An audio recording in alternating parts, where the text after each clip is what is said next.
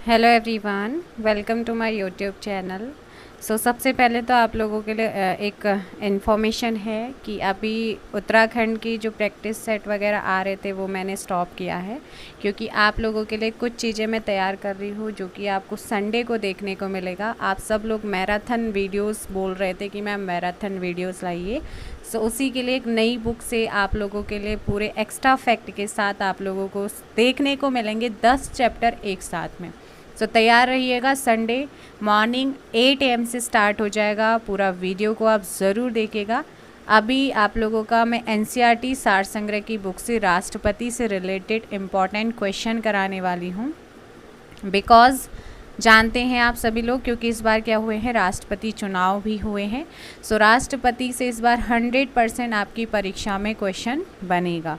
इसीलिए इम्पॉर्टेंट आपके लिए टॉपिक हो जाता है पॉलिटी का। सबसे पहले तो अभी हाल ही में हमारे देश की कौन से नंबर की 15वीं राष्ट्रपति कौन बनी है? द्रौपदी मुर्मू।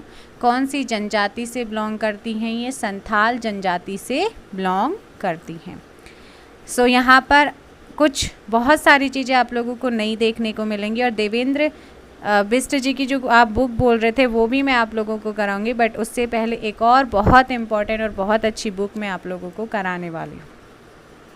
संडे को मिलते हैं मैराथन की क्लास में। बाकी छोटी छोटी वीडियोस आपको और ये मिलती रहेंगी NCERT सार संग्रह से।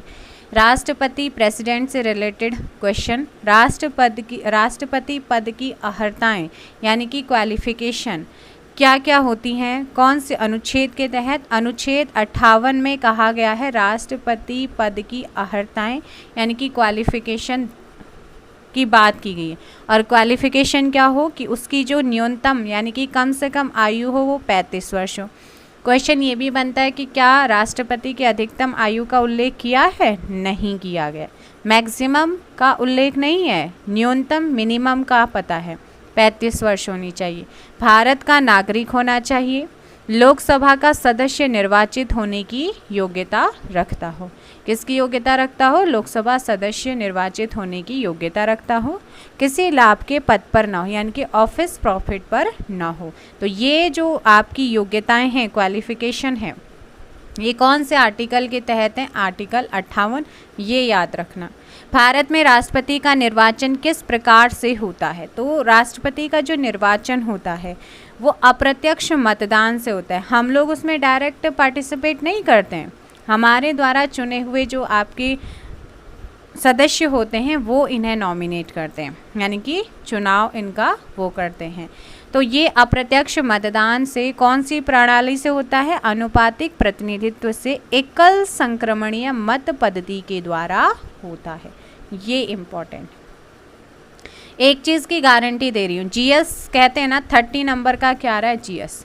अगर पॉलिटी, हिस्ट्री, ज्योग्राफी, 3 ऐसे सब्जेक्ट हैं उत्तराखंड के लिए जो बहुत ज़्यादा इम्पोर्टेंट है और परीक्षा में यहीं से क्वेश्चन आते हैं। अगर GS के 30 में से 20 क्वेश्चन आ रहे हैं ना, तो NCERT सार संग्रह को पढ़ लीजिए। एक भी क्वेश्चन बाहर चला गया ना तब कहना।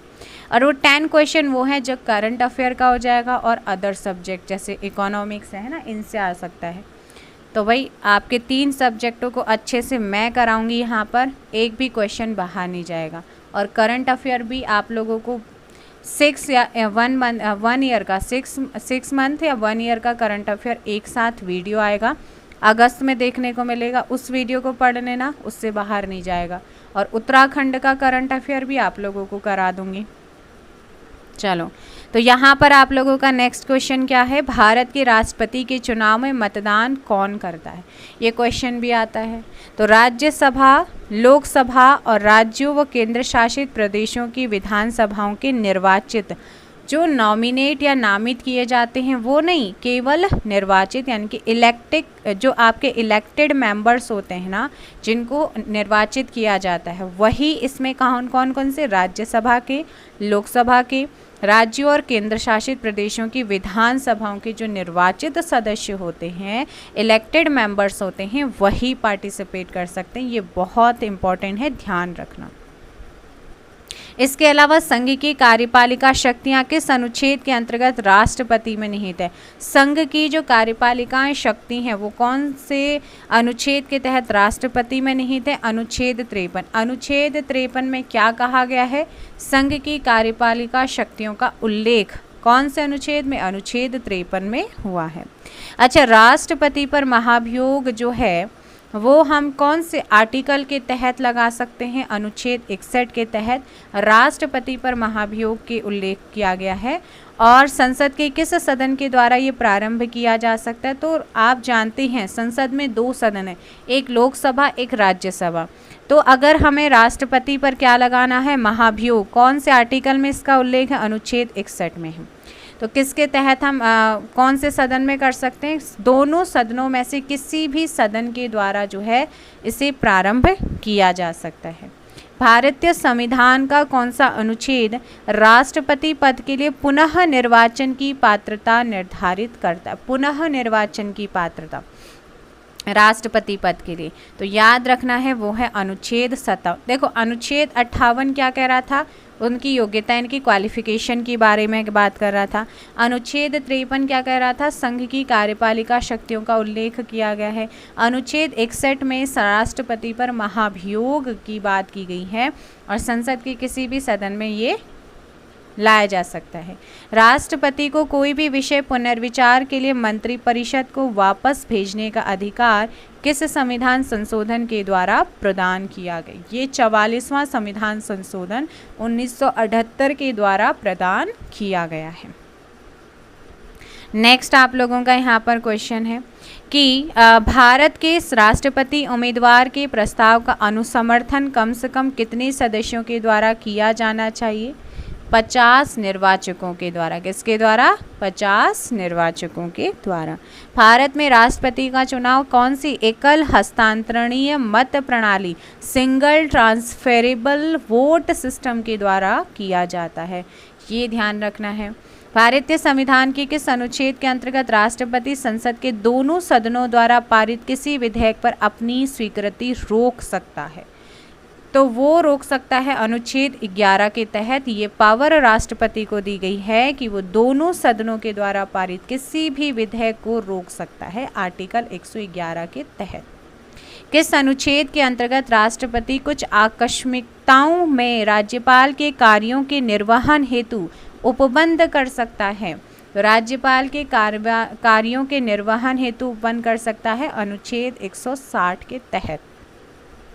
अभी सारे आर्टिकल भी पढ़ेंगे यहाँ पर। राष्ट्रपति के निर्वाचन में किसी राज्य का मुख्यमंत्री किस स्थिति में मतदान करने के लिए पात्र नहीं होगा? तो ऐसी स्थिति तब आएगी यदि वह राज्य विधानमंडल में उच्च सदन कौन सा होता है? विधान परिषद होता है। और उच्च सदन कौन सा होता है? विधान परिषद। जैसे केंद्र में राज्यसभा क्या होती है? उच्च सदन होती है, वैसे ही राज्यों में विधान परिषद क्या है? उच्च सदन होता है। अगर वो विधान परिषद यानी कि उच्च सदन का सदस्य है तो तब भी वो क्या होगा? पात्र नहीं होगा। अगर विधानसभा का है तो बिल्कुल निर्वाचित होना चाहिए, कर सकता है। कौन राष्ट्रपति के निर्वाचक मंडल का तो भाग होता है परंतु वह उसके महाभियोग पर भाग नहीं लेता है? तो देखो निर्वाचन मंडल में आप जानते हैं राज्यसभा के सदस्य, लोकसभा के सदस्य निर्वाचित होगी। राज्यों और केंद्र शासित जो प्रदेश होते हैं उनकी विधानसभाओं के सदस्य इसमें क्या करते हैं? निर्वाचन में भाग लेते हैं। लेकिन महाभियोग जो कि आर्टिकल 61 में जिसका उल्लेख किया गया है उसमें जो है ना राज्य की विधान सभाएं के जो सदस्य होते हैं वो इसमें पार्टिसिपेट नहीं कर सकते। महाभियोग में संसद अथवा विधानसभा का कोई सदस्य राष्ट्रपति निर्वाचित हो सकता है परंतु उस पर क्या शर्तें हैं? संसद अथवा विधानसभा का कोई सदस्य राष्ट्रपति निर्वाचित हो सकता है, इलेक्टेड हो सकता है। उस पर क्या चीज़ें लागू होंगी? निर्वाचित होने के उपरांत उसे अपनी सदस्यता छोड़नी होगी। संसद के लिए राष्ट्रपति का अभिभाषण कौन तैयार करता है? अभी संसद के लिए जो राष्ट्रपति का अभिभाषण है वो कौन तैयार करता है? केंद्रीय मंत्रिमंडल करता है। मैं आपको बोल रही हूँ ये जितने भी क्वेश्चन, जितने भी फैक्ट आप इस चैप्टर में पढ़ेंगे उसे बिल्कुल भी स्किप मत करना। 100% क्वेश्चन मिलेगा। बस 3 सब्जेक्ट हिस्ट्री, ज्योग्राफी, पॉलिटी आप यहाँ से पढ़ लीजिए, 20 क्वेश्चन आपका बाहर नहीं गया। 30 का आता है जीके, 30 में से 20 की गारंटी दे रही हूँ, बट पढ़ना पड़ेगा पूरा। अब देखो भाई यहाँ पर और क्या है राष्ट्रपति की मृत्यु, पद त्याग अथवा हटाए जाने पर पद की रिक्ति वैकेंसी ऑफ पोस्ट को कितने समय के भीतर भीतर भरना होता है? 6 माह के भीतर। कितने माह के? 6 माह के भीतर भीतर इसे भरना होता है। भारत के राष्ट्रपति चुनाव में उत्पन्न विवाद का निपटारा कौन करता है? अगर राष्ट्रपति चुनाव में कोई विवाद उत्पन्न हो जाता है तो उसे निपटाने का अधिकार किसको है? सर्वोच्च न्यायालय को है। आप मेरे साथ एक बार कंप्लीट पॉलिटी को पढ़िए, देन उसके बाद बताना कि आप लोगों को फिर जब आप ऑब्जेक्टिव लगाएंगे ना बहुत इजी हो जाएगा, फिर बताना कि मैम मेरा स्कोर बन रहा है नहीं। भारत के राष्ट्रपति को उसके कार्यकाल की समाप्ति से पूर्व किस प्रकार पद से हटाया जा सकता है? तो एक ही तरीका है आपका महाभियोग, इम्पीचमेंट के द्वारा, यानी कि कौन से आर्टिकल 61 में है। भारत के राष्ट्रपति को उसके पद से हटाने की जो पावर है वो किसे प्राप्त है? संसद को। संसद में कौन है? राज्यसभा, लोकसभा है। राष्ट्रपति को मृत्युदंड के मामले में क्षमादान करने की शक्ति 72 अनुच्छेद 72 के तहत राष्ट्रपति को मृत्युदंड के मामले में क्षमादान करने की शक्ति प्राप्त है, किंतु राज्यपाल के पास ये शक्ति नहीं है। तो यहाँ पर देखो इनसे रिलेटेड आर्टिकल देखते हैं। इस बार राष्ट्रपति से क्वेश्चन आएगा ही आएगा जब आपकी परीक्षाएं शुरू होंगी। तो देखो अनुच्छेद 52 क्या कहता है? भारत का एक राष्ट्रपति होगा और भारत का जो राष्ट्रपति होता है ना वो तीनों सेनाओं का सर्वोच्च सेनापति भी होता है। और हमारा जो देश होता है, देश का प्रमुख होता है, पहला नागरिक होता है। आर्टिकल 53 क्या कह रहा है कि संघ की कार्यपालिका शक्ति किस में निहित होगी? राष्ट्रपति में। 54 के अकॉर्डिंग राष्ट्रपति का निर्वाचक मंडल, और निर्वाचक मंडल मैंने क्या बताया था? राज्यसभा, लोकसभा, राज्यों की विधानसभा, केंद्र शासित प्रदेशों के जो निर्वाचित सदस्य होते हैं वो पार्टिसिपेट करते हैं, जबकि विधानसभाओं के वे सदस्य जो महाभियोग में पार्टिसिपेट नहीं कर सकते। अब अनुच्छेद 55 क्या कहता है? राष्ट्रपति के निर्वाचन की रीति। तो रीति भी मैंने बताई एकल संक्रमणीय पद्धति है ना। अनुच्छेद 56 राष्ट्रपति की पदावधि। राष्ट्रपति कितने टाइम के लिए राष्ट्रपति रह सकता है? जल्दी से बताओ, अभी चुनाव हुए हैं तो बेसिक सा क्वेश्चन है। पुनर्निर्वाचन के लिए पात्रता 57 में है। 58 राष्ट्रपति निर्वाचित होने के लिए अर्हताएं, क्वालिफिकेशन, योग्यताओं की बात करता है। राष्ट्रपति पद के लिए जो शर्तें हैं वो अनुच्छेद 59 में दी गई हैं। राष्ट्रपति को शपथ, बहुत महत्वपूर्ण, राष्ट्रपति को शपथ कौन दिलाता है? तो याद रखना है वो दिलाते हैं supreme court, SC supreme court, सर्वोच्च न्यायालय के मुख्य न्यायाधीश। और कौन से आर्टिकल के तहत? आर्टिकल 60 के तहत ये शपथ लेते हैं। और अनुच्छेद 61 में राष्ट्रपति पर महाभियोग चलाने की प्रक्रिया का उल्लेख है। अनुच्छेद 62 राष्ट्रपति का पद रिक्त होने की स्थिति में उसे भरने के लिए निर्वाचन करने का समय जो कि 6 माह है, और अतिरिक्त रिक्ति को भरने के लिए निर्वाचित व्यक्ति की पदावधि का उल्लेख है। अब अनुच्छेद 72 की बात करूं तो क्षमा आदि और कुछ मामलों में दंडादेश के निलंबन, परिहार, लघुकरण की जो राष्ट्रपति की शक्ति है वो अनुच्छेद 72 के तहत उसे पावर मिली है। तो ये आप लोगों ने देखा। आइए और आगे यहाँ पर देखते हैं। सर्वोच्च न्यायालय के न्यायाधीश को उसके पद से हटाने का अधिकार किसे प्राप्त है? तो सर्वोच्च न्यायालय के न्यायाधीश को उसके पद से हटाने का अधिकार सिर्फ और सिर्फ राष्ट्रपति को प्राप्त है। भारतीय संविधान का अनुच्छेद 143 राष्ट्रपति को उच्चतम न्यायालय से परामर्श कंसल्ट करने की शक्ति प्रदान की गई। तो सर्वोच्च न्यायालय, उच्चतम न्यायालय से परामर्श कंसल्ट करने की शक्ति जो है वो कौन से आर्टिकल के तहत राष्ट्रपति को प्राप्त है? आर्टिकल 143 के तहत। वो परामर्श तो मांग सकता है बट उस परामर्श को मानने के लिए क्या नहीं है, वहाँ पर ध्यान रखना है कि वो उसे मानने के लिए बाध्य नहीं है। आगे है राष्ट्रपति लोकसभा को कब भंग कर सकता है? केंद्रीय मंत्रिमंडल की अनुशंसा पर। लोकसभा और राज्यसभा का संयुक्त अधिवेशन किसके द्वारा आहूत किया जाता है? तो लोकसभा और राज्यसभा का जो संयुक्त अधिवेशन होता है ना, उसे कौन आहूत करता है? राष्ट्रपति के द्वारा। भारत के राष्ट्रपति ने किस एकमात्र मामले में जेबी वीटो, पॉकेट वीटो की शक्ति का प्रयोग किया था? तो वो था भारत डाकघर संशोधन विधेयक 1986। राष्ट्रपति के प्रसाद प्रयत्न पद धारण करने वाले पदाधिकारी एक तो संघ के मंत्री यूनियन मिनिस्टर होते हैं, दूसरे गवर्नर्स राज्यों के राज्यपाल, तीसरे भारत का महान्यायवादी अटॉर्नी जनरल ऑफ इंडिया।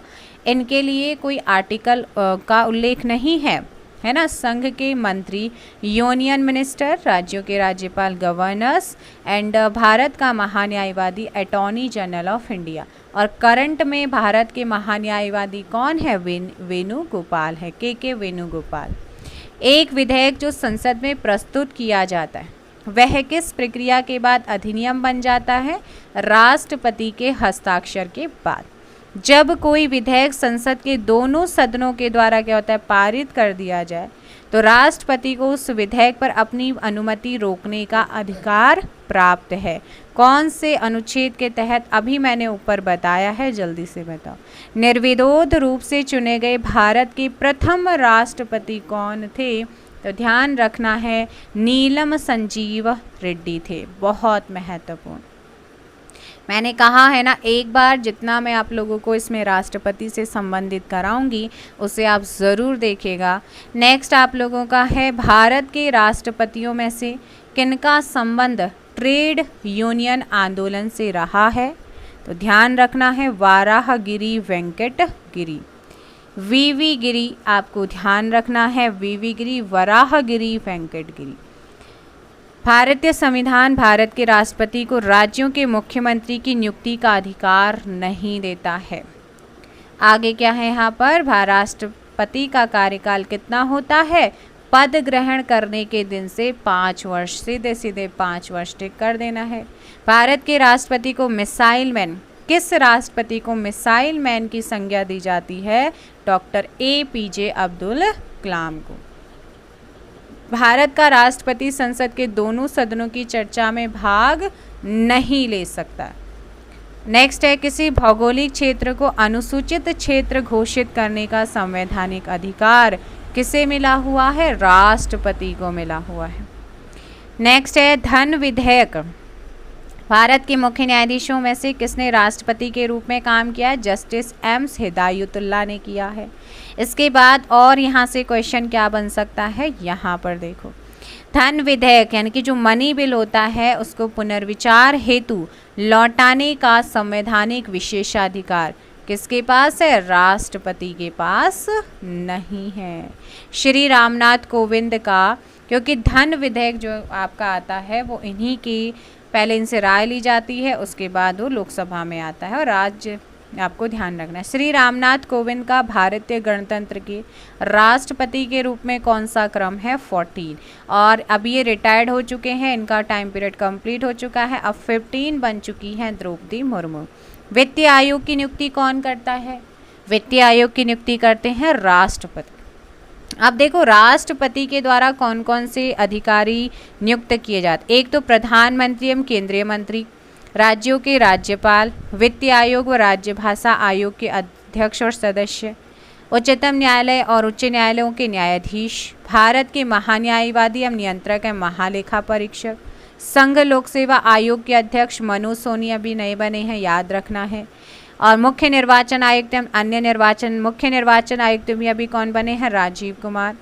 राष्ट्रीय मानवाधिकार आयोग के अध्यक्ष और सदस्य, अनुसूचित जाति व अनुसूचित जनजाति आयोग के अध्यक्ष सदस्य, संघ राज्य क्षेत्रों के राज्यपाल और प्रशासक, दिल्ली व पुडुचेरी के मुख्यमंत्री। तो ये याद रखना है भाई। इसके अलावा देखो यहाँ पर वर्तमान में राष्ट्रपति का मासिक वेतन कितना है? 5 लाख रुपए। कितने हैं? 5 लाख रुपए। यदि भारत के राष्ट्रपति का पद रिक्त हो जाए और कोई उपराष्ट्रपति भी ना हो तब कार्यवाहक राष्ट्रपति कौन होगा? सर्वोच्च न्यायालय का मुख्य न्यायाधीश। अगर राष्ट्रपति नहीं होता है तो उपराष्ट्रपति संभालता है, और उपराष्ट्रपति भी ना हो तो सर्वोच्च न्यायालय का मुख्य न्यायाधीश। वह राष्ट्र का प्रतिनिधित्व करता है। परंतु राष्ट्र का नेतृत्व नहीं करता है, यह उक्ति किस पर लागू होती है? देखो यहाँ पर वो उसकी जो पावर होती है ना, उसका प्रयोग वाकई में बात करें तो वो मंत्रिमंडल करता है, भारत के राष्ट्रपति पर। भारत के राष्ट्रपतियों में से कौन? बिहार का राज्यपाल भी रह चुका है डॉक्टर जाकिर हुसैन एंड श्री रामनाथ कोविंद। अब देखो राष्ट्रपति के रूप में डॉक्टर राजेंद्र प्रसाद ने सबसे लंबी अवधि 1950 से 1962 तक। देखो सबसे ज़्यादा टाइम तक राष्ट्रपति कौन रहे हैं? डॉक्टर राजेंद्र प्रसाद।